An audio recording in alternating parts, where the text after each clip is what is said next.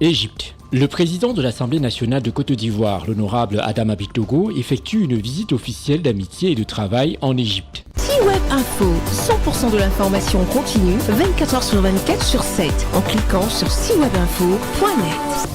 L'honorable Adama Bitogo effectue une visite officielle d'amitié et de travail en Égypte sur l'invitation de son homologue égyptien, le docteur Hanafi Ali Jebali, président de la Chambre des représentants de la République arabe d'Égypte. Du 18 au 20 février, Adama Bitogo aura des entretiens avec des hauts dirigeants égyptiens sur les orientations et mesures visant à promouvoir les relations entre les deux pays. Il s'agit de sa première visite officielle en Égypte en tant que président de l'Assemblée nationale de Côte d'Ivoire. Pour cette première journée du 18 février 2024, le président de l'Assemblée nationale de Côte d'Ivoire, l'honorable Adama Bitogo, s'est entretenu dans l'après-midi avec le gouverneur du Caire, Khaled Abdel Ahal. Les deux hommes ont échangé sur les divers axes de collaboration entre la Côte d'Ivoire et l'Égypte. Heureux vraiment d'accueillir la délégation du président de l'Assemblée ici au sein du gouvernorat.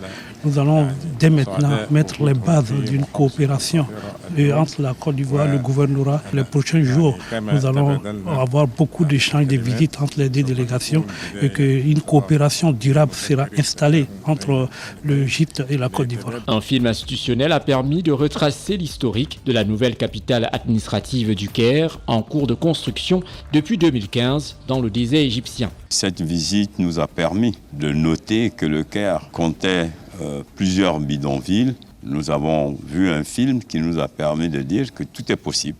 C'est possible donc de recaser les gens, de reconstruire. Ils ont transformé ces bidonvilles en villes modernes, les quartiers en quartiers modernes. Je lui ai aussi promis que j'en parlerai avec le gouverneur du district d'Abidjan parce que dans une concertation permanente et renforcée entre le district d'Abidjan et les communes, nous devons pouvoir donc trouver la solution au problème des bidonvilles. Dans l'optique de renforcer la coopération entre la Côte d'Ivoire et l'Égypte, ainsi que les relations économiques entre les deux pays, le président de l'Assemblée nationale de Côte d'Ivoire a multiplié les réunions avec des investisseurs et plusieurs hommes d'affaires égyptiens. Au cours de cette séance de travail avec les hommes d'affaires égyptiens, il est question de projets d'investissement en Côte d'Ivoire. Nous bénéficions de beaucoup de technologies dans tous les domaines, que ce soit dans le domaine de l'industrie ou du commerce ou de l'investissement. Nous voulons transférer ces expériences de technologie ou cette technologie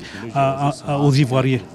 Nous souhaiterions que ce genre de relations continuent entre les hommes d'affaires ivoiriens et les hommes d'affaires égyptiens afin d'approfondir les relations et la coopération entre les hommes d'affaires des deux pays. Avec les dirigeants de la compagnie aérienne Egypt Air, les échanges ont porté sur la reprise des vols de la compagnie Egypt Air entre l'Égypte et la Côte d'Ivoire. Dans nos échanges, il nous a donc confirmé de ce que Egypt Air, dans les mois à venir, disons au plus tard au mois de juillet, il ouvrira donc la ligne Egypt Air, donc ce qui permettra d'avoir une fluidité entre l'Égypte et la Côte d'Ivoire.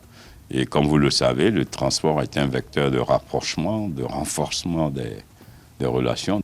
Le président de l'Assemblée nationale de Côte d'Ivoire, l'honorable Adama Bitogo, a par la suite eu un entretien avec le constructeur d'autobus MCV. La mission du président de l'Assemblée nationale, Adama Bitogo, vise à souligner la détermination des hauts dirigeants des deux pays à continuer de porter les relations entre les deux pays à une nouvelle hauteur et à consolider les liens diplomatiques et économique. Merci d'être sur CNN, la télévision autrement. Les programmes se poursuivent. Retrouvez toute l'actualité afro-mondiale en ligne et en multidiffusion sur C-Web Info et plateformes digitales, Facebook, YouTube, Instagram et en simultané sur Radio Voltage 2.